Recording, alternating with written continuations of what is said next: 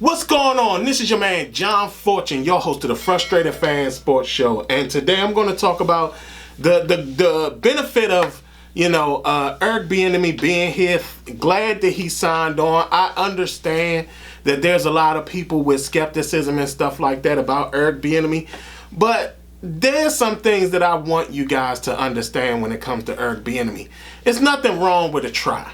The funny thing about it is that most of the people that are now skeptics are all the ones who were supporting Scott Turner, who thought that he was this amazing play designer and play caller and everything like that. And now those are the people that got skepticism. It's so crazy at how we switched off on how this stuff is going. But again, the reason I'm giving Ron credit is because, again, like I said in my last video, my video before last, where I just talked about how at least it was something. It was something to get people excited. It was something to get people moving. It was something to get the needle moving. And the fact that now they're taking back the factor of the statement of wanting some of the terminology to stay. And they're letting Eric Bieniemy go full steam ahead with his own system. So it's kind of crazy. It's kind of wild. But, it's pretty funny now at how all the people who weren't skeptics when Scott Turner was the offensive coordinator, they're now skeptics now that Eric Bieniemy is the coordinator. The even funnier part about that was that when it came to Scott Turner, he called plays, but he didn't. It was like in 4 games before he got the job here in Washington. So again, like I said, it's funny. I'm glad Eric Bieniemy was here and everything like that. But I'm going to go to a topic that's a little deeper in regards to Eric Bieniemy, because I'm here to answer the question that everybody has. Everybody's question is, why was he not given a head coaching job? It doesn't make sense. It doesn't seem right. Why? Working in the corporate world, you learn a lot of stuff. Especially when it comes to things when you start to realize when certain things play out, when certain things are said. There's this tactic that is used in the corporate world, which is called undermining. And when a person is trying to undermine somebody, there are steps that they take to do this. Now, the reason why I know this is because I have been undermined myself when I was a manager at a particular place. Like there are techniques that people use to assist with the undermining. And what we saw Eric Bieniemy go through was a master plan in undermining. And the reason why I say that is because you have to think about certain things about what was happening with Eric Bieniemy. Because it wasn't a thing of like, because there were certain things that was said that didn't make any sense. So I'm going to give you all, like I said, the people that's worked in the corporate world, they understand what I mean about the undermining. But I'm going to tell you about the techniques that happen with undermining. So the first technique that happens with undermining is you have to get close to the guy who's making the ultimate decisions. So that could be a head coach, that could be an owner, that could be a general manager, all things like that. That was happening with Eric Bieniemy. He was basically being undermined by someone, and I'll tell you who that someone was, but some of y'all may already get where I'm going at and who that someone is. The first thing you do when it comes to a tactic of undermining is most people get in, like I said, they get comfortable, get friendly, they become good with the people who make ultimate decisions. And that is what you do to get some type of maneuver into being able to, get your way when it comes to something you ultimately want. And it also assists with the undermining. Now, a part of them connecting with the people who make the ultimate decisions, there's also part of the tactic is also making it not aware that the person you're undermining, that they are being undermined. So there's somebody within the Chiefs organization that was purposely undermining Eric Bieniemy. Tactic number 2 that happens with undermining. You then sit up there and start rumors. So the point of starting rumors is because the point of starting rumors is that they want that person that they're undermining, they want the word to be out there that the person that they're undermining is somehow a bad person, or they don't do their job, or they're not the reason things are running well. I ask this, where did it come from where it was told that Eric Bieniemy didn't call plays? It was repeated by everybody, but nobody can ever trace back to actually the first person who said it. That's another tactic of undermining, because you have to put the rumors out there because you want people to question the person that is being undermined. And again, this person is like, well, where that come from? That's a lie.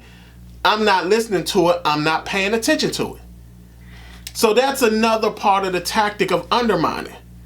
The next part in the tactics of undermining is then that person who's doing the undermining will then tell the person making the ultimate decisions how much they want the job of the person that they're currently undermining, or how important that job is to them. Well, clearly that was done because, again, like I said, there was multiple times where it was talked about how he didn't call plays and everything like that. But then there was this thing where they were talking about he was being pushed out of Kansas City. Pushed out of Kansas City. The thing of the crazy aspect of that was that Andy Reid never sat up there and said, hey, if he doesn't find a job, he can come back here and still do the job he was currently doing because he's good at his job. No. Andy Reid never really gave Eric Bieniemy a real line of support when it came to him possibly not getting a job. There was still the effort of sitting up there and pushing him out with a job or without a job. It was almost like they didn't care if he got a job or not. Again, that's part of the person that's undermining Eric Bieniemy. Last but not least is to put the person on the hot seat. That means, hey, let's go get him a job, and he needs a job and things like that. And there has to be an element of somebody seeming like they're supporting, but they're not saying anything in support of it. And then and that is the tactics that happen when it comes to a person being undermined. And from everything that was going on with Eric Bieniemy, he was clearly being undermined. Now, a lot of you are going to say, whew, John, that's a lot. There's some serious stuff you're talking about. Almost conspiracy theory-ish. Yeah, but when you've worked in the corporate world, especially at my level where you've been a manager, and you managed people, and you understand undermining tactics. I remember when I was being undermined, you know who came to me and told me about it? My own boss. Because my own boss was the one who believed in me more than the person that was undermining me. And told me these very tactics that person used to basically try their best to undermine me. So you know what I did? I fired the person. That's exactly what I did. Now, a lot of you are going to say, well, John, who do you think it was that was who was undermining Eric Bieniemy? Some of y'all are going to already know who I'm talking about. Some of y'all gonna be like this, oh, well, it's obvious. Well, you sit up there and say, well, who was the person to benefit the most from Eric Bieniemy not being in Kansas City anymore? Because remember, there was talk of Eric Bieniemy possibly replacing Andy Reid as the Kansas City head coach once Andy Reid retired.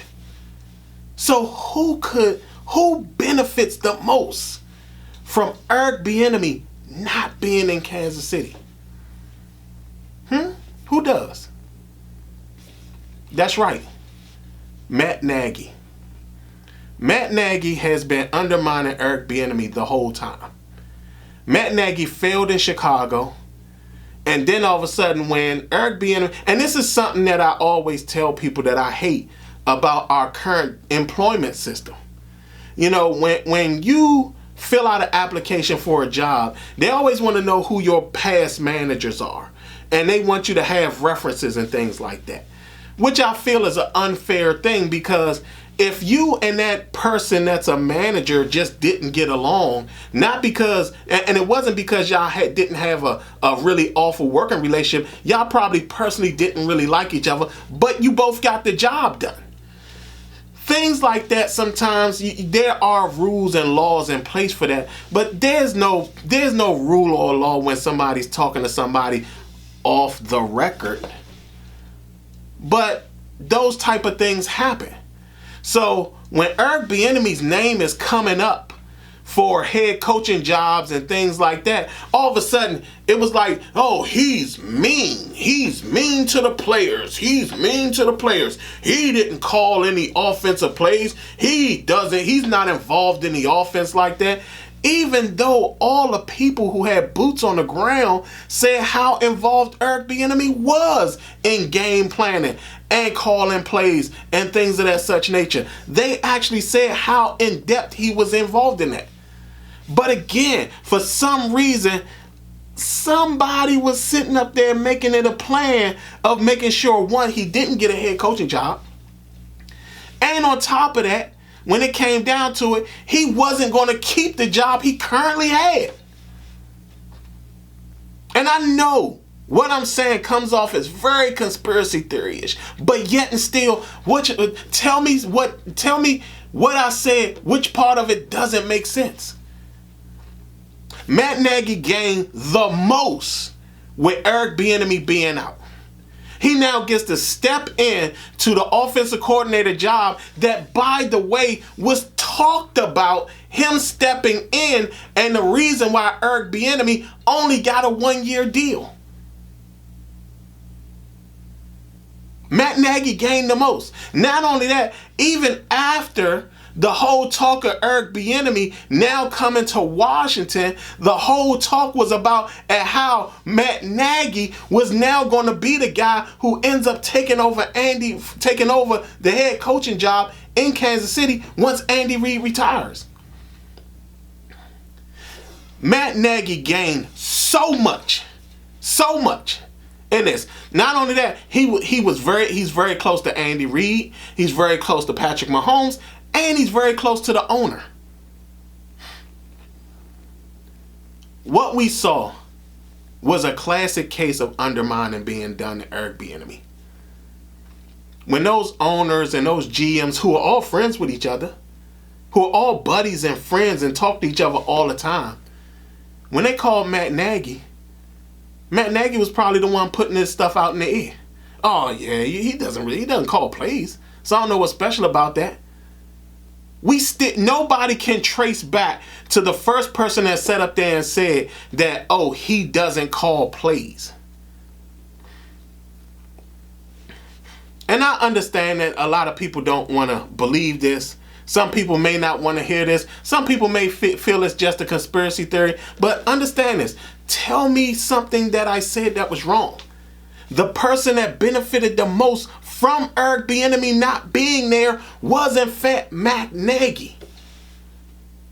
A guy who was formerly a head coach, whose initial run as a head coach was disastrous,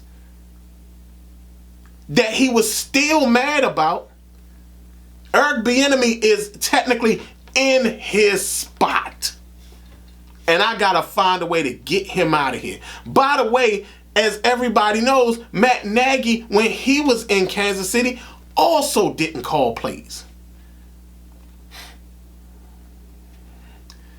Again, it was a really, really dirty play that happened. Eric Bieniemy was undermined in Kansas City. He really was. And Matt Nagy, in all honesty, was the guy who did it. I'm going to tell y'all something. And I know for a fact that when it comes to me talking, a lot of times they're like, John, what you say is outlandish. Name something I haven't been right about. Name something I haven't been right about. Hell, I want to give my man Sid a side shout out because he definitely made a point of pointing this out to me. Drew Terrell. He's about to be the offensive passing game coordinator in Arizona. I told y'all he was going to be the next coach that was going to be on the rise, the next young offensive mind. I told y'all. But back to Eric Bieniemy. That was pretty bad. That was pretty messed up what happened to him. And again, it only happens to people who've been undermined. Because again, it's always about who benefits the most. Scott Turner was fired. Ken Zampese ain't get the job, did he? Randy Jordan ain't get the job. Nobody at a lower tier. Drew Terrell, who's going to Arizona, didn't get the job either. But somehow, some way, Matt Nagy was able to parlay himself not only into the offensive coordinator position, but yet and still, now all of a sudden there's a chance that when Andy Reid retires, he gets to be the head coach of the Kansas City Chiefs. Some of y'all may say, just a coincidence. Some of y'all may say, this is just conspiracy theory. Other people are looking at it and saying, I think you're onto something, John. Last but not least, I'm going to talk about this. LeSean McCoy's comments. LeSean McCoy is a guy that I don't listen to much, and the reason why I don't is because he's always had an issue with coaching. And this goes back to his time in Philadelphia. Like, the fact that he's talking so badly about Eric Bieniemy is not a surprise. Because I don't know how many of y'all remember when he was in Philadelphia and him and Deuce Staley got into that big heated argument. And then they both did press conferences where LeSean McCoy was talking all that trash, and Deuce Staley said what he needs to do is actually run up the hole like he's supposed to, and stop thinking that he's some type of tap dancer and dancing outside, trying to always dance outside of the hole. I remember when that went about. I remember when him and Deuce Staley got into that. I think they got into an argument on the sideline too. But I remember when they had that spat, and that was right before LeSean McCoy went to Buffalo. I remember that. But guess what? Why am I not surprised that all of a sudden he's talking about how bad, how awful Eric Bieniemy is, when in fact Eric Bieniemy and Deuce Staley were actually teammates back in Philadelphia in 1999. And I'm pretty sure what happened was when Kansas City got LeSean McCoy, Eric Bieniemy called up Deuce and said, hey man, I know you got into it with him before. What's the deal with him? And Deuce Staley probably said, if you don't stay up on him, he's gonna not be into it. He's one of these guys that thinks he needs to be catered to, and you gotta basically be on him all the time, or he's not gonna get anything done. And sure enough, LeSean McCoy comes out and acts like a whiny little baby, like he's always been. We've always seen LeSean McCoy whine about something over and over and over again. They're not getting me the ball enough. They don't block well enough for me. Wah, wah, wah. That's all he's ever done. And at the end of the day, he's somebody that, if you really think about it, don't pay attention to him because he's always had an issue with hard coaching. So, at the end of the day, LeSean McCoy, you listen to what he say and you throw it in the trash because it has no validation. You know, because again, he did it with Deuce Staley and he's now doing it with Eric Bieniemy. He's just trying to find his way for his sympathy train to be filled up with whatever, and that's pretty much it. Y'all tell me what y'all think. Do y'all think I'm on point with this whole thing about Eric Bieniemy being undermined in Kansas City? And do y'all also feel that LeSean McCoy is just doing nothing but things that he always does, is whine about how unfair he was treated? Other than that, this has been your man John Fortune, and this has been the Frustrated Fan Sports Show.